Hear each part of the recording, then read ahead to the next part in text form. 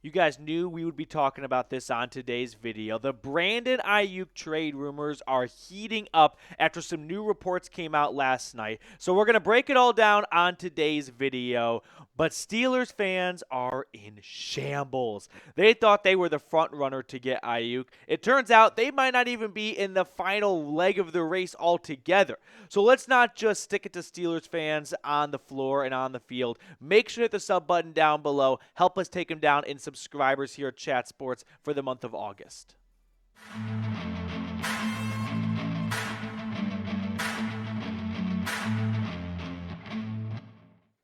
The Brandon Aiyuk trade rumors are intensifying, and the Browns are one of two teams in the mix according to some verified reports. So we're going to break down everything we know about the Aiyuk trade rumors, how the Browns find themselves in the middle of it, and then we'll get to my opinion and thought along with what a trade could look like, a possible contract extension.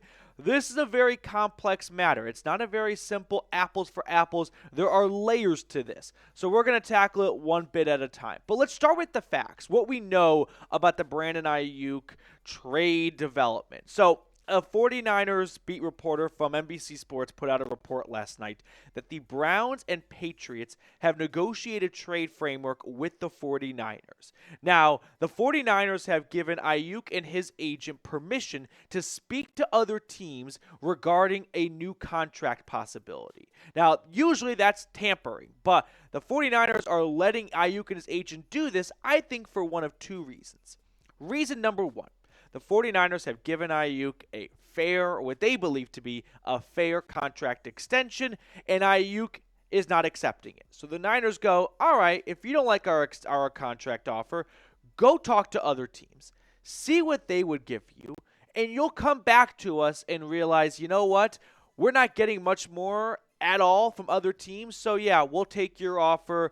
It's been great so far here. We were 8 minutes away from winning a Super Bowl last year. I'll take the offer you offered us. That's reason number one.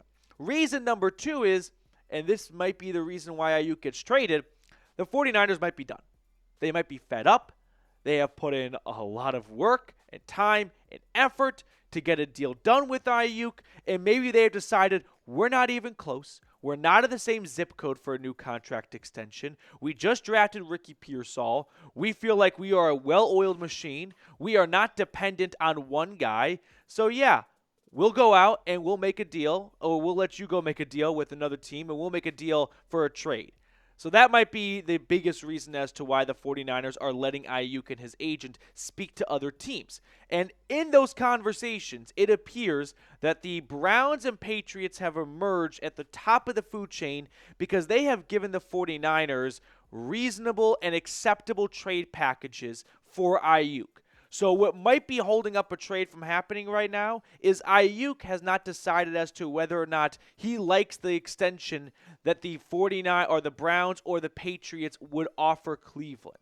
So that could be the final thing holding up a trade from going through is not so much the package or the compensation going to San Francisco, but will Aiyuk accept an extension from Cleveland or New England and what those offers look like. So let's start off by talking about Brandon Aiyuk as a player.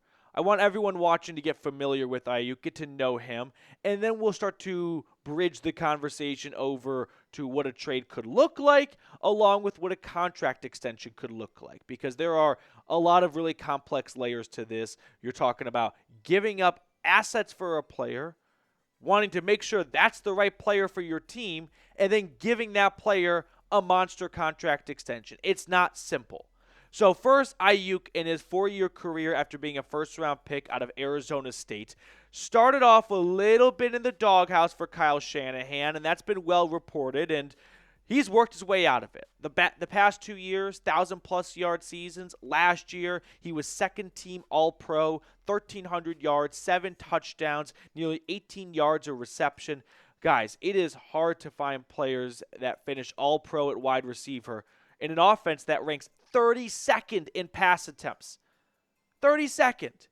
I mean, just think about the lack of opportunities a wide receiver in that offense would have, and to finish at the top amongst all of your peers, Now you put Brandon Aiyuk in an offense, and the Browns' offense this year is shaping up to be a pass-happy one that gets him more than 75 receptions.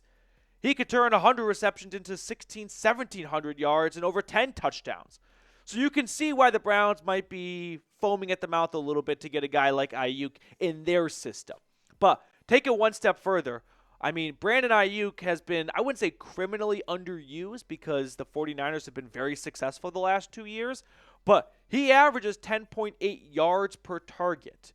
So think about the guys that don't get a whole lot of opportunities, or in this case, targets, but when they do get their number called, how efficient they are. That's better than Jalen Waddle. That's better than Tyreek Hill. That's only behind Khalil Shakir and Rashid Shaheed, who, sure, are not number one wide receivers, but the point being is give these guys more targets, you're going to get more yards, more touchdowns, and so on. So from a player standpoint, Brandon Aiyuk, to me, really checks out. It's hard to find something you don't like about him. If you look maybe a little bit deeper, the character concerns, I wouldn't say are real, but they're worth looking into. What did Aiyuk do to get in Kyle Shanahan's doghouse? He was a first-round draft pick. Jimmy Garoppolo was his quarterback. He could use an awesome wide receiver, and we know Aiyuk is talented. So what about Aiyuk made Shanahan so uncomfortable that despite all the talent that was oozing out of him, they still kind of stuck him on the sideline or didn't give him the ball a ton? Like, that's a question that needs answering. And the Browns have been down this path before with Deshaun Watson. They have done their research on players. So this is not a foreign conquest for them. That's question number one I want to answer about Aiyuk. The other concern I have is the way he went about his contract holdout is not a model way to do it. Aiyuk's not the first guy to hold out for a contract. It happens every single year, nearly across the league. But Aiyuk, I thought, was a little bit immature at times. I didn't really think that him FaceTiming Jaden Daniels and saying, they don't want me here, was the best way to go about it. He was very public about it. He really wanted to get the public and the media on his side. And I understand it is a chess match, but look around at other guys. Did Amari Cooper do that when he didn't show up to mandatory minicamp saying the Browns don't want me? No. And I think the 49ers do want him. They have been very public that they have no interest in trading Brandon Aiyuk really up until now. So I don't think the 49ers looked at Aiyuk as some redheaded stepchild. Like, they valued him a lot. So I don't really believe what Aiyuk says about the 49ers not wanting him. So for me, there are some question marks regarding Aiyuk's character and whether or not that would be a good fit in the Browns locker room. And we'll tackle that in a little bit on the show. The second thing I want to explore on today's episode is the trade compensation. What would it cost to get Brandon Aiyuk? If you're comfortable with Aiyuk as a player that we just went over, are you comfortable with giving up some assets for him? What are the 49ers' biggest needs right now? If they move on from Aiyuk, it's going to be wide receiver. But if they don't move on from Aiyuk, or if they don't get a wide receiver in return, I should say, offensive line would be near the top of their wish list at the moment. Now, there aren't a ton of examples to go off of because Aiyuk, as a 25-year-old receiver, second-team All-Pro last year, that's not a combination that you see get traded every few years. In fact, the most recent example I could find of a trade of a similar, player like level-wise and age, Stephon Diggs, he got dealt from the Vikings to the Bills at 26, so 1 year older than Brandon Aiyuk. And in return, the Vikings got a first-round draft pick and some day 3 draft picks. So if you're wondering what a blueprint for a 25-year-old ascending star wide receiver could look like, this is a rough idea. It may not be exactly like this, but this gets you at least in the right general area. Now, I would think a wide receiver would likely go to San Francisco if Brandon Aiyuk is dealt. They are still trying to compete for a Super Bowl. They're not trying to compete in the NFC. They have conquered the NFC. They are trying to win Super Bowls at this point. And moving on from your number one wide receiver is going to make life a little bit more difficult to accomplish that goal if you don't get another wide receiver in return, which is why Amari Cooper, unfortunately, has become a major topic in the Brandon Aiyuk trade rumors. Now, before we look at that, I want to tell everyone watching about our friends over at Game Time.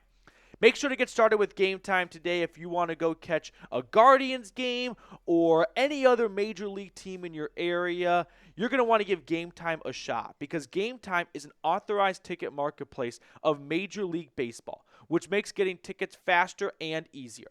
Prices on the Game Time app actually go down the closer it gets to the first pitch. Now, one thing I really like about Game Time is they offer the Game Time guarantee. If you find tickets in the same section and row for less, Game Time will credit you 110% of the difference. So take the guesswork out of buying MLB tickets with Game Time. Download the Game Time app, create an account, and use code CHATSPORTS for $20 off your first purchase. Terms apply. Again, create an account and redeem code CHATSPORTS for $20 off. Download Game Time today. Last minute tickets, lowest price guaranteed. All of that information in the comments and description of today's video. So let's look at some trade projections. This is just me tossing my hat in the ring as to what a trade for Aiyuk could look like.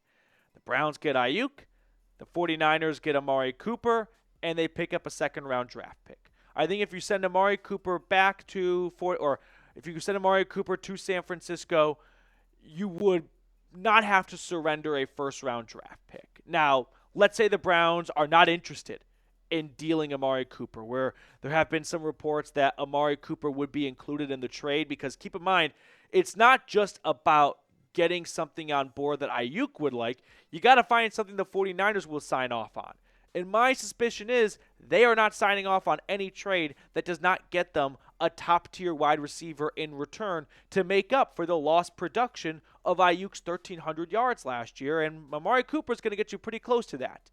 But let's say somehow the Browns are able to talk the 49ers out of giving up Amari Cooper. Maybe Elijah Moore and a first-round draft pick. If Aiyuk comes over and Cooper doesn't go over to San Francisco, I think Elijah Moore is likely going somewhere. And he's done nothing wrong, but he would fall to wide receiver 4 in a contract year.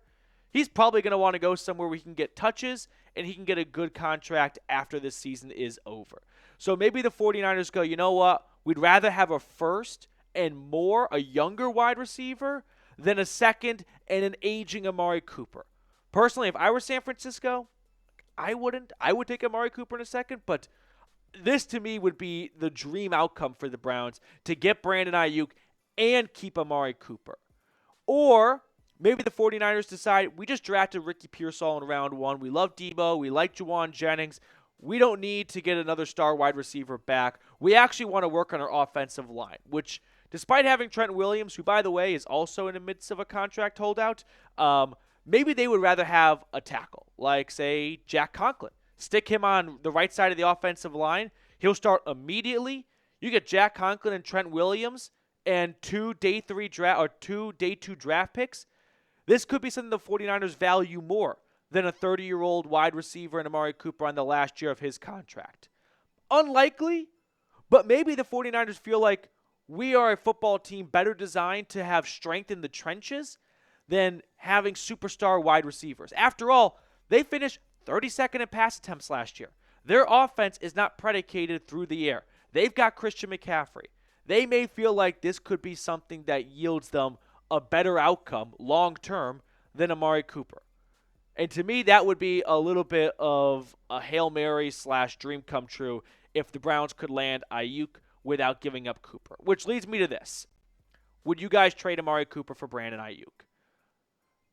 I slept on it. I would prefer not to do that. I know that might go against the grain, but I feel like Amari Cooper was so productive the last 2 years. The Browns won 11 games. I don't believe they are a wide receiver like Brandon Aiyuk away from going all the way. Wide receiver was not the biggest issue with this team last year, and they added Jerry Jeudy in the offseason. They got to get the quarterback position right. They got to get consistency from Deshaun Watson. And I'm not sold that Brandon Aiyuk can give them that.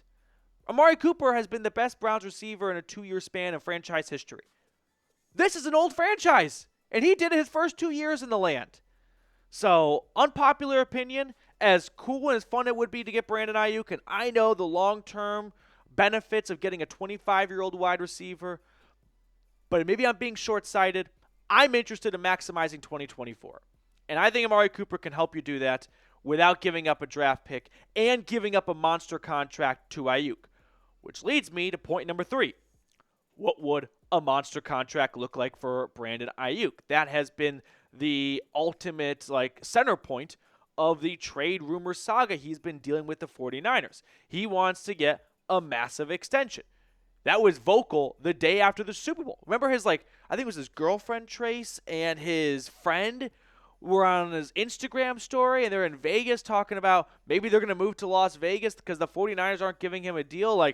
They were quick to look for the cash. And listen, I'm not putting my body on the line every Sunday, so I can't relate to what that's like, but this is not something that just popped up over the last couple of weeks or months. This goes back to the very first day of the 49ers offseason, pretty much, after the Super Bowl was over, his pursuit of a new contract.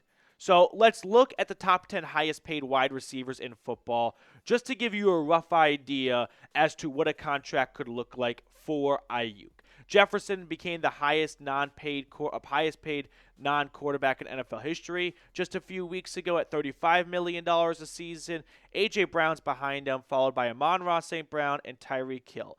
My suspicion is Aiyuk wants the first number of his new contract to be a 3. And the 49ers want it to be a 2. And that's where they are apart. But maybe Andrew Berry could get Aiyuk without that first number starting with a 3. Because we've seen him dangle the guaranteed money before. Remember when the Browns were no longer in the running for Deshaun Watson? And then kind of out of nowhere, they ended up landing him, followed by a guaranteed $230 million contract. Now, we may never know just how much of that guaranteed money came in to influence Deshaun Watson's decision. But what if Andrew Berry goes, listen, Brandon, I can't give you the $32, $33 million a year you're looking for. But I can make you the second highest paid wide receiver in guaranteed money. Not going to pass Justin Jefferson at $110 million, but I can give you a boatload of guaranteed money because I've got an owner in Jimmy Haslam who has no problem taking out his checkbook and writing a big fat check when I call him. A lot of NFL owners won't do that. Go ask a Bengals fan about it. Go ask a Ravens fan about it. There are a lot of owners who do not like giving out big guaranteed money because they have to put that guaranteed money in an escrow account, put it to the side. They have to have that cash on hand just in case the owner were to magically go bankrupt overnight. They still have to be able to pay out the guaranteed contracts. And maybe the Browns could sweep in with a big fat guaranteed contract, low on the APY side of things. So, if it's the Patriots or any other team, I think this is a rough idea as to what an Aiyuk extension could look like. 4 years, $124 million. That's an average of $31 million a season. But maybe the Browns can say, look, you're not looking at the right place. Don't look at the average 31. Look at the guaranteed. And what if the Browns, like Andrew Berry loves to do, give a big fat guaranteed contract extension? Where it's not as much every year. $115 million versus $124, I think I had it. $28.75, but $20 more million guaranteed. And Aiyuk might look at that and go, yeah, I know that's not a 3, but that's a big fat 100 for guaranteed. And if you're telling me, if I sign the dotted line in front of me, $100 million goes to my bank account, you might go, yeah, screw the $32 million. I'll take the $100 million guaranteed right now. And that might be a way where the Browns kind of just sneak in a little bit despite having huge contracts elsewhere. They keep the average down, but they raise the guaranteed. Would anyone put it past Jimmy and D. Haslam to back up the Brinks guaranteed truck and give Brandon Aiyuk a huge contract and guaranteed money? The same thing they did for Deshaun Watson? We literally have evidence of the Browns doing this exact same thing before. The Browns weren't in on Deshaun Watson when he entered the 2022 offseason. And then as we got towards April, all of a sudden, they were in the mix. Baker Mayfield requested a trade. They kind of came out of nowhere, did they not? Were the Browns in on Brandon Aiyuk from the start? Maybe behind the scenes, but not publicly. And here we are right now, coming in, I wouldn't say out of nowhere, because after Deshaun Watson and Amari Cooper and Jerry Jeudy and Elijah Moore, we have learned to never rule out Andrew Berry for a trade. But the guaranteed money always talks. So we'll end the show with this question here. Which team will Brandon Aiyuk play for in 2024? The Browns, the Patriots, or the 49ers, or another team? Let me know in the comments section below. All right, we got Trizzy Trace here hanging out with us, picking a card. Trace, which card do you want to go with today? I'm feeling lucky for the Browns, so I'm going to go Ace of Spades, baby. Ace of Spades, I like that. I'm going to go with the 7 of Clubs. I want to give a huge shout-out, by the way, to a great viewer of the channel, Dylan Sutcliffe. Dylan, appreciate you coming to our meet and greet on Thursday. We'll talk more about it in, I think, our next episode. But we're going to rebrand the offseason mode to the Dylan Sutcliffe Pick a Card mode. I love it. Awesome fan, Dylan. I'm going to go with the 8 of Diamonds for you. 7 of Spades. Oh. 7 of Spades. All right, that will do it for us on today's show. Thank you guys so much for tuning in. We're going to sign off and talk to you guys in a little bit when we go live here on the channel in a few hours.